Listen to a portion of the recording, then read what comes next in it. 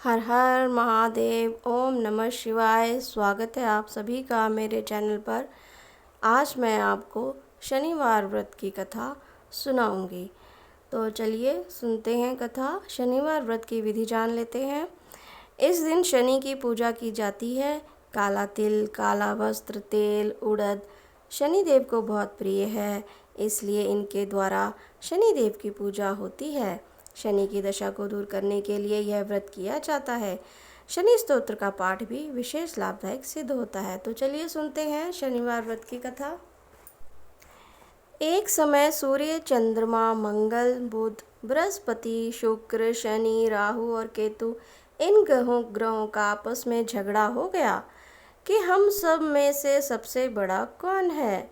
सब अपने आप को बड़ा कहते थे। जब आपस में कोई निश्चय ना हो सका तो सब के सब आपस में झगड़ते हुए इंद्र के पास गए और कहने लगे कि आप सब देवताओं के राजा हो, इसलिए आप हमारा न्याय करके बतलाओ कि हम नवग्रहों में सबसे बड़ा कौन है। राजा इंद्र इसका प्रश्न सुनकर घबरा गए और कहने लगे कि मुझ में यह सामर्थ्य नहीं जो किसी को बड़ा या छोटा बतलाऊं। मैं अपने मुख से कुछ नहीं कह सकता हूँ।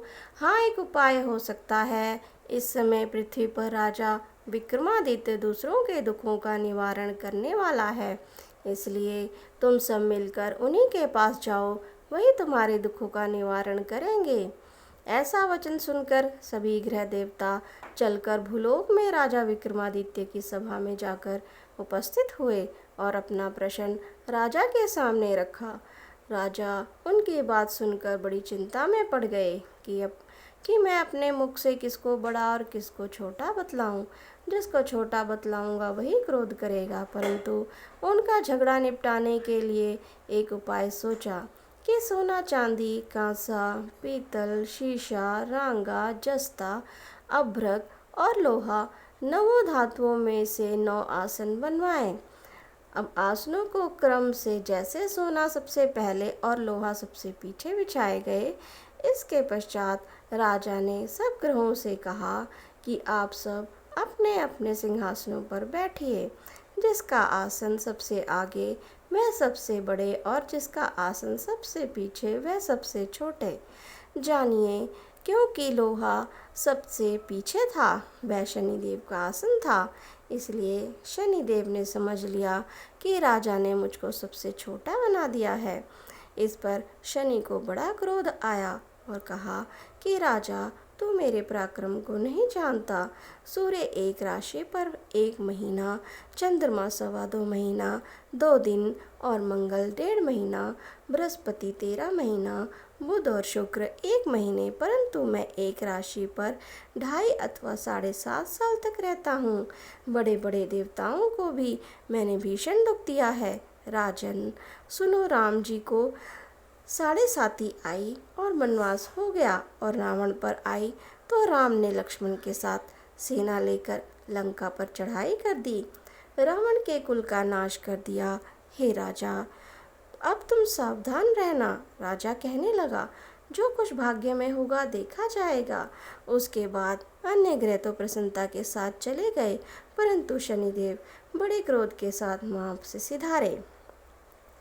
कुछ काल व्यतीत हो जाने पर जब राजा को 7.5 की दशा आई तो शनिदेव घोड़ों के सौदागर बनकर अनेक सुंदर घोड़ों के साथ राजा की राजधानी में आए।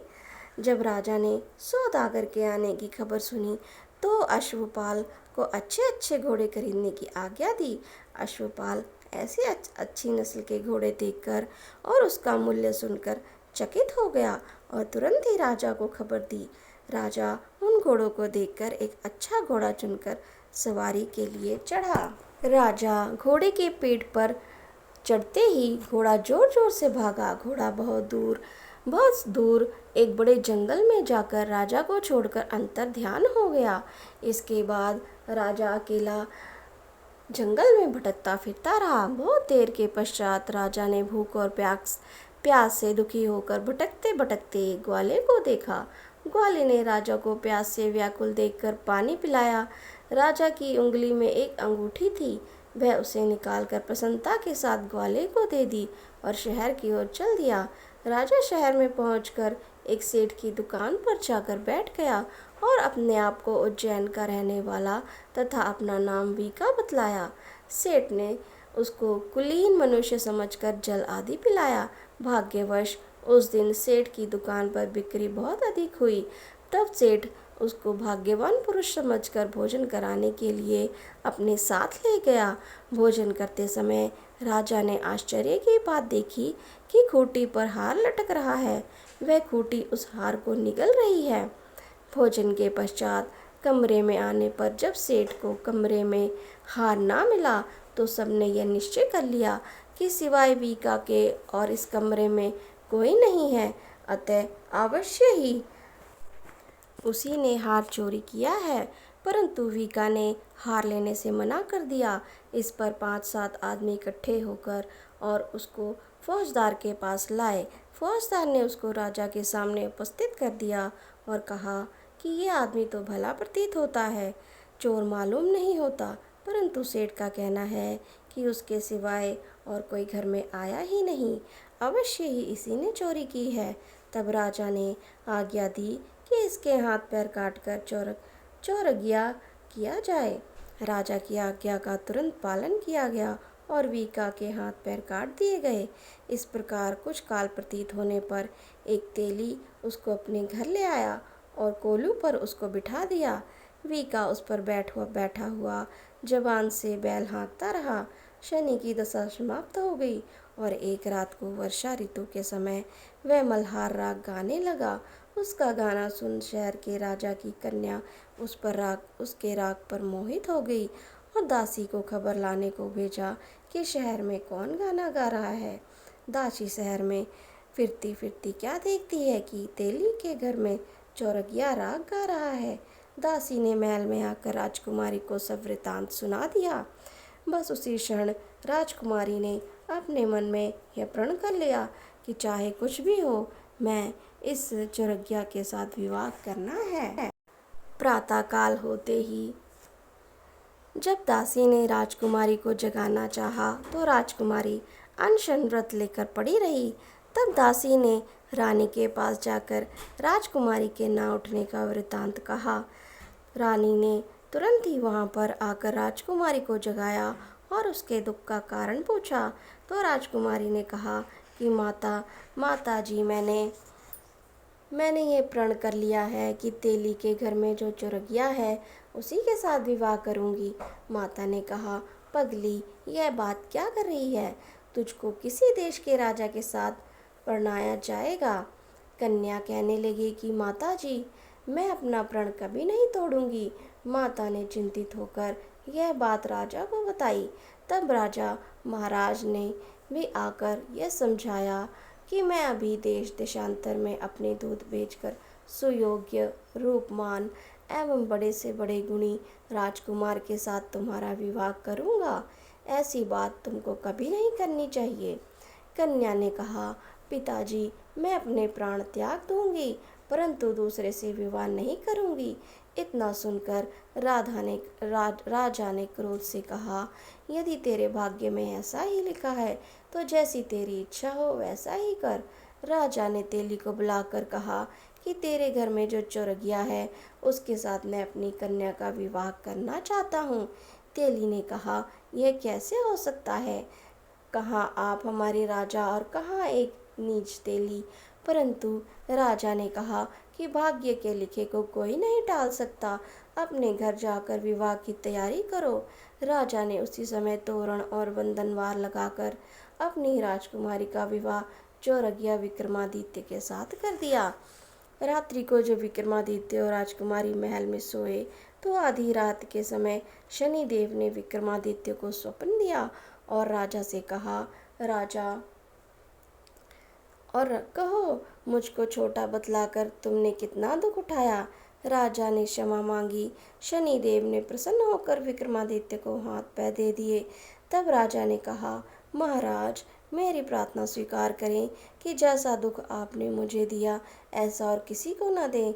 शनिदेव ने कहा कि तुम्हारी यह प्रार्थना स्वीकार है। जो मनुष्य मेरी कथा सुनेगा या कहेगा, उसको मेरी दशा से कभी किसी प्रकार का दुख नहीं होगा, और जो नित्य ही मेरा ध्यान करेगा या चींटियों को आटा डालेगा, उसके सब मनोरथ पूर्ण होंगे। इतना कहकर शनिदेव अपने धाम को चले गए। राजकुमारी की आँख खुली और उसने राजा के हाथ पांव देखे तो आश्चर्य को प्राप्त हुई। उसको देखकर राजा ने अपना समस्त हाल कहा कि मैं उज्जैन का राजा विक्रमादित्य हूँ। यह सुनकर राजकुमारी अत्यंत प्रसन्न हुई। प्रातःकाल राजकुमारी से उसकी सखियों ने पूछा तो उसने अपने पति का समस्त वृतांत कह सुनाया। तब सब प्रसन्नता से प्रकट की और कहा कि ईश्वर ने आपकी मनोकामना पूर्ण कर दी। जब उस सेठ ने यह बात सुनी तो वह विक्रमादित्य के पास आया और राजा विक्रमादित्य के पैरों में गिरकर क्षमा मांगने लगा कि आप पर मैंने चोरी का झूठा दोष लगाया, अतः आप मुझको जो चाहे दंड दें। राजा ने कहा, मुझ पर शनिदेव का कोप था, इसी कारण यह सब दुख मुझको प्राप्त हुआ। इसमें तुम्हारा कोई दोष नहीं। तुम अपने घर जाकर अपना कार्य करो। सेठ बोला कि मुझे तभी शांति मिलेगी जब आप मेरे घर चलकर प्रीतिपूर्वक भोजन करेंगे। राजा ने कहा कि जैसी आपकी मर्जी हो वैसा ही करें। सेठ ने अपने घर जाकर अनेक प्रकार के सुंदर भोजन बनवाए और राजा विक्रमादित्य को प्रीति भोज दिया। जिस समय राजा भोजन कर रहे थे, एक अत्यंत आश्चर्य की बात सबको दिखाई दी। जो खोटी हार निगल गई थी, वह सब हार उगल रही थी। अब भोजन समाप्त हो गया तो सेठ ने हाथ जोड़कर बहुत सी मोहरें राजा को भेंट की और कहा कि मेरे श्री कमरी नामक एक कन्या है, उसका प्राणी ग्रहण आप करें। इसके बाद सेठ ने अपनी कन्या का विवाह राजा से कर दिया और बहुत सारा धन दहेज दे दिया। इस प्रकार कुछ दिनों तक वहां निवास करने के पश्चात विक्रमादित्य ने शहर के राजा से कहा, अब मेरी उज्जैन जाने की इच्छा है। फिर कुछ दिन के बाद विदा लेकर राजकुमारी मन भावनी सेठ की कन्या श्री कंवरी तथा दोनों जगहों से दहेज प्राप्त कर अनेक दास दासी, रथ और पालिकियों सहित विक्रमादित्य उज्जैन की तरफ चले। जब शहर के निकट पहुँचे और पूर्ववासियों ने राजा के आने का संवाद सुना तो समस्त उज्जैन की प्रजा अगवानी के लिए आई। तब बड़ी प्रसन्नता से राजा अपने महल में पधारे। सारे शहर में बड़ा भारी महोत्सव मनाया गया और रात्रि को दीपमाला की गई। दूसरे दिन राजा ने शहर में सूचना कराई कि शनिश्चर देवता सब ग्रहों में सर्वोपरि हैं। मैंने इनको छोटा बतलाया, इसी से मुझको यह दुख प्राप्त हुआ। इस कारण सारे शहर में सदा शनिश्चर की पूजा और कथा होने लगी। राजा और प्रजा अनेक प्रकार के सुख भोगती रही। जो कोई शनिश्चर की इस कथा को पढ़ता या सुनता है, शनिदेव की कृपा से उसके सब दुख दूर हो जाते हैं। शनिवार की कथा को व्रत के दिन अवश्य पढ़ना चाहिए। ओम शांति, ओम शांति, ओम शांति। तो ये थी शनिदेव जी की कथा। अगर आपको ये कथा अच्छी लगी है तो प्लीज़ मेरे चैनल को लाइक करें, सब्सक्राइब करें और कमेंट में जय शनिदेव ज़रूर लिखें।